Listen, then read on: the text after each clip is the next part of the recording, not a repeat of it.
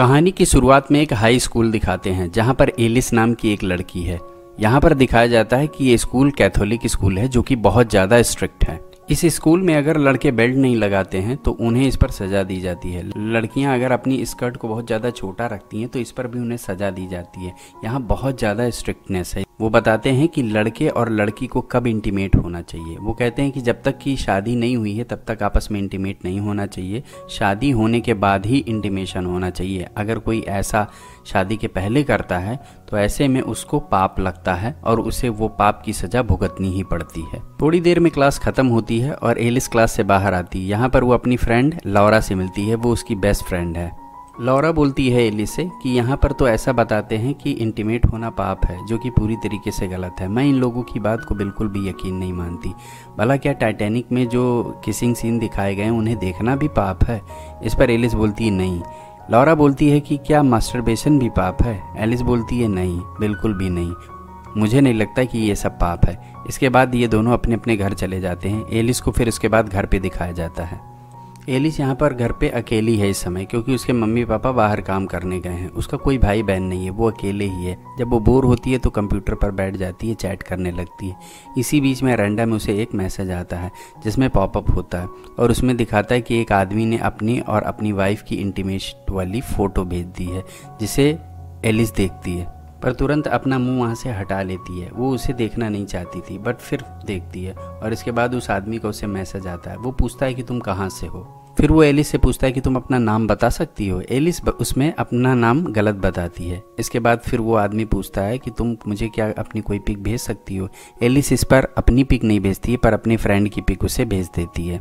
वो आदमी एलिस से गर्मा गर्म बातें करने लगता है जिसके कारण एलिस इंटीमेट होने लगती है और वो अपने पैंट को खोल के उसमें अपना हाथ डाल के अपने सामान को रगड़ने लगती है। पर तुरंत ही बेल बजती है और वो कंप्यूटर को बंद करके पीछे की तरफ चली जाती है, क्योंकि उसे लगता है उसके मम्मी पापा आ गए। अगले दिन एलिस कॉलेज कैंटीन में बैठी हुई थी लौरा के साथ। तभी वहाँ पर बेथ नाम की एक लड़की आती है। बेथ बताती है कि वो कुछ दिन पहले एक वीकेंड पे कहीं पर गई थी पार्टी में और उसके बाद से उसकी लाइफ बदल गई है। इसके बाद एलिस वहाँ पर बैठी रहती है और वो चॉकलेट खाने लगती है। उसके चॉकलेट खाने का स्टाइल बड़ा ही अजीबोगरीब था। बिल्कुल ऐसा लग रहा था जैसे वो इसे किसी और चीज़ से फील कर रही है। वहाँ पर बैठे हुए जो लड़के थे वो सब हंसने लगे थे। हम देखते हैं कि एलिस की हरकतें कुछ अजीबोगरीब होने लगी हैं। एलिस के ज़्यादातर जो भी काम होते हैं उनमें सेक्सुअल डिज़ायर उसके झलकते हैं और ये चीज़ साफ साफ दूसरों को भी दिखती है। पर एलिस को ये चीज़ का फ़र्क नहीं पड़ता और उसे समझ में भी नहीं आता। धीरे धीरे ये चीज़ें उसके ऊपर हावी होती जा रही हैं। तभी एलिस के पास वो लड़की आती है जिसकी फ़ोटो उसने इंटरनेट पर उस आदमी को शेयर की थी। वो लड़की इसके ऊपर भड़क जाती है, कहती कि तुमने ऐसा कैसे किया, तुम बहुत ही ज़्यादा घटिया और वाहियात लड़की हो। थोड़ी देर बाद टीचर आती हैं। वो भी एलिस को डांटती हैं और बोलती हैं कि तुम अपने शरीर के साथ ऐसा कैसे कर सकती हो, ये शरीर ईश्वर की देन है, तुम्हें इसके साथ गलत नहीं करना चाहिए। एलिस समझ जाती है कि शायद उसके मास्टरबेशन वाली जो बात है वो पूरे स्कूल में सभी को पता चल गई है। एलिस इससे बहुत ज़्यादा दुखी हो जाती है, इसलिए वो मर्फी के पास जाती है जो कि वहाँ के फादर थे और टीचर भी। फादर मर्फी उसे बताते हैं कि तुम जो कर रही हो वो गलत कर रही हो, लेकिन कोई इसमें परेशान होने वाली बात नहीं है। तुम इसके लिए चर्च में जाओ और वहाँ पर 20 बार जाके प्रेयर करो। एलिस वहाँ पर जाती है, प्रेयर करती है और फिर उसके बाद कसम खाती है कि अब वो ऐसा नहीं करेगी और कॉलेज ट्रिप पर जाएगी जहाँ पर ईश्वर के बारे में और भी समझेगी। कुछ ही दिन बाद कॉलेज की ट्रिप निकलती है। यहाँ पर एलिस भी थी और लौरा भी, लेकिन यहाँ पर लौरा एक लड़के को पटाने के चक्कर में लगी थी। वो उसका सीनियर था। तभी बस उस जगह पे रुकती है जहाँ पर इन लोगों को रुकना था। यहाँ पर कुछ लड़कों को ग्रुप लीडर बनाया जाना था। यहाँ पर कुछ लड़के दूसरे स्कूल के पहले से वहाँ पर प्रेजेंट थे।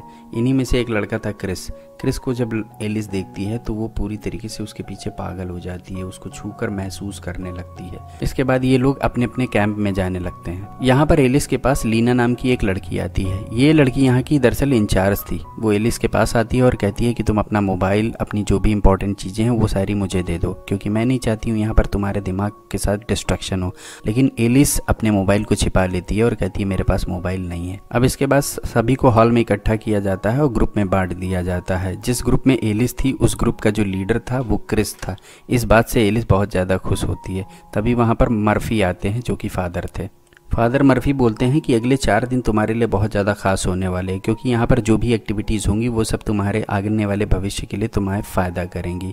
तो इसीलिए सभी को एक एक पेपर दे दिया जाता है और उसमें लिखा रहता है कि आपको अपना इम्पॉर्टेंट एक मूड चूज़ करना है, जो कि आप पिछले कुछ दिनों में आपने जो महसूस किया है। उस पेपर में एलिस टर्नर को चुनती है। टर्नर यानी कि वो किसी के साथ इंटीमेट होना चाहती थी।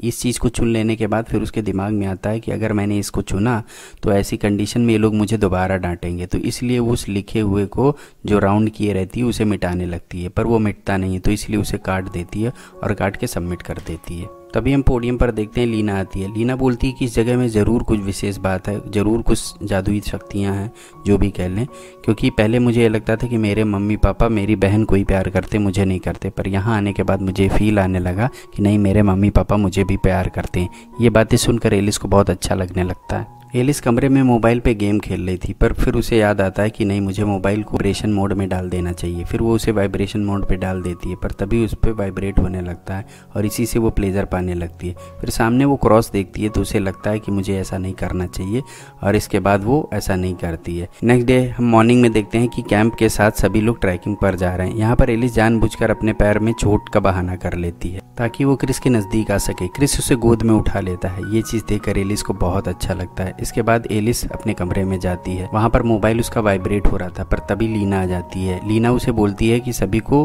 फ़ोटो के लिए आना है। वो देखती है कि मोबाइल वाइब्रेट हो रहा है। इस पर वो एलिस को डांटती है और कहती है कि तुमने यहाँ के नियम को लग रहा माना नहीं। मैंने तुमसे पहले बोला था कि मोबाइल और ये सारी चीज़ें मुझे दे देनी है, पर तुम बहुत गलत कर रही हो। इसके बाद हम देखते हैं कि ग्रुप फोटो हो रही थी। वहाँ पर मर्फी जो कि फादर थे, वो एलिस को डांटते हैं। वो बोलते हैं कि तुम्हें यहाँ के जो नियम है उनको फॉलो करना चाहिए, तुमने फिर से नियम तोड़ा है, इसलिए तुम्हें पूरे कैंपस की सफाई करनी पड़ेगी। अब हम देखते हैं कि एलिस पूरे कैंपस की सफाई कर रही। सफाई करते हुए वो मर्फी के कमरे में चली जाती है।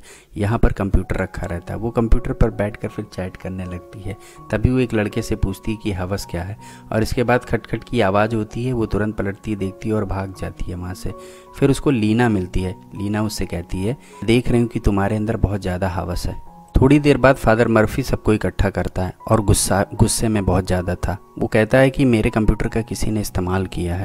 मैं पूछना चाहता हूँ कि आप में से कौन है जिसने मेरे कंप्यूटर का इस्तेमाल किया है। इस पर कोई नहीं बोलता है, सब शांत थे। तब उसके बाद वो एक एक करके सबका इंटरव्यू लेने लगता है, क्योंकि उसे पता करना था कि उसके कंप्यूटर का किसने इस्तेमाल किया। जब एलिस की बारी आती है तो फिर वो एलिस से पूछता है, कहता है कि तुम्हारे तो खूब सारे चर्चे हैं, तुम्हारे हवस के और तुम्हारे अंदर जो डिज़ायर है, यहाँ तक कि तुमने टर्नर जो लिखा था उसे भी काट दिया था, तो इसका मतलब कहीं ऐसा तो नहीं कि तुम ही ने किया है। इस पर एलिस बोलती है कि मुझे सिर्फ और सिर्फ बदनाम करने की साजिश की गई है मेरे दोस्तों के द्वारा, मैं ऐसी बिल्कुल भी नहीं हूँ। एलिस वहाँ से चली जाती है और इसके बाद साफ सफाई का काम देखने लगती है, लेकिन वहीं पर वो छिपकर देखती है कि लीना किसी लड़के के साथ इंटीमेट हो रही है। वो सफाई करने वाले उसी झाड़ू के साथ एलिस भी इंटीमेट होने लगती है। एलिस ने जो कुछ भी लीना के बारे में देखा था वो तुरंत जाके अपनी फ्रेंड लॉरा को बताती है, पर लॉरा बोलती है कि ऐसा कुछ भी नहीं है, तुम्हारे दिमाग में सिर्फ हवस ही हवस भरी है, इसीलिए तुम हर जगह यही सब देखती हो। आज के बाद से तुम मुझसे बात भी मत करना। ये चीज़ सुन के एलिस को बहुत ज़्यादा बुरा लगता है। एलिस फिर उस लड़के का ब्रेसलेट चुराती है जिस लड़के ने कॉलेज में उसके बारे में सारी अफवाहें फैलाई थी।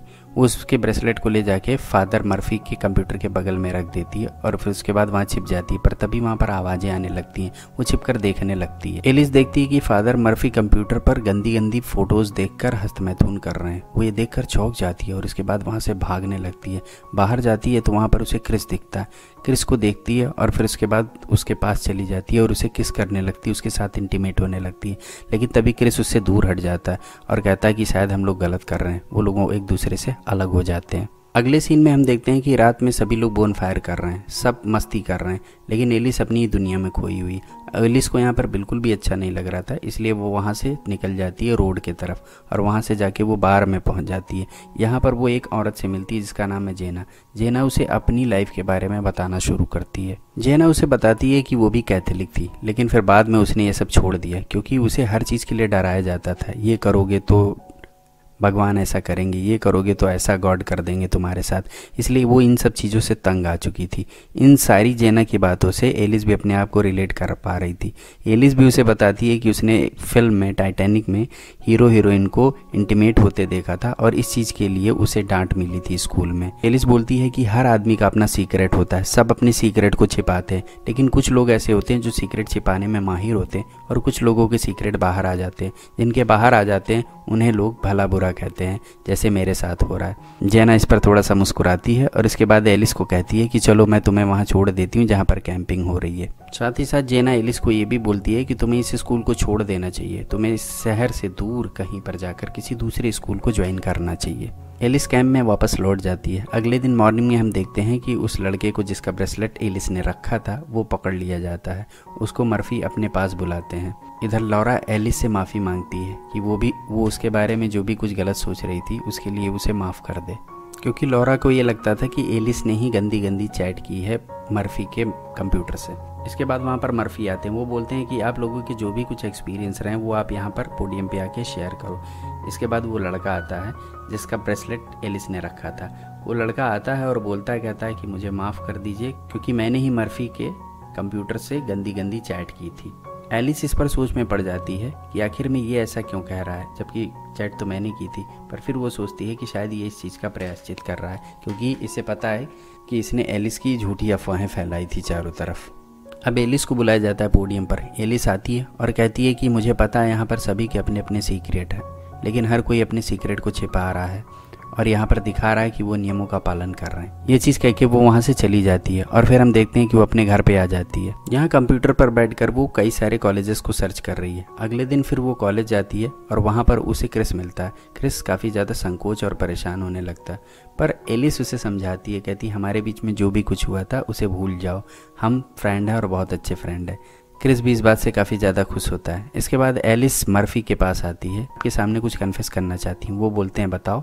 एलिस बोलती है कि मैं जब कैंप में गई थी तो वहाँ पर मैंने एक आदमी को कंप्यूटर के सामने बैठा देखा था जो कि गंदी वीडियोस देखकर हिला रहा था। ये चीज़ सुनकर मर्फी तुरंत समझ जाते हैं कि शायद ये मेरे बारे में ही बता रही है, पर वो इस चीज़ को नज़रअंदाज करने लगते हैं और कहते हैं कि ईश्वर तुम्हें इस चीज़ की सज़ा देगा। खैर, इसके लिए तुम्हें घबराने की ज़रूरत नहीं, तुम ईश्वर के पास जाकर प्रार्थना सभा में माफ़ी मांगो। पर एलिस वहाँ से चली जाती है और वो ईश्वर के प्रार्थना सभा में नहीं जाती, वो सीधे घर पे आती है और कंप्यूटर पर टाइटैनिक मूवी लगाती है और उसी सीन को देखकर और फिर वो अपने आप को इंटीमेट करने लगती है। तो यहीं पर मूवी ख़त्म हो जाती है। दोस्तों, आपको मूवी का एक्सप्लेनेशन कैसा लगा हमें ज़रूर बताइएगा।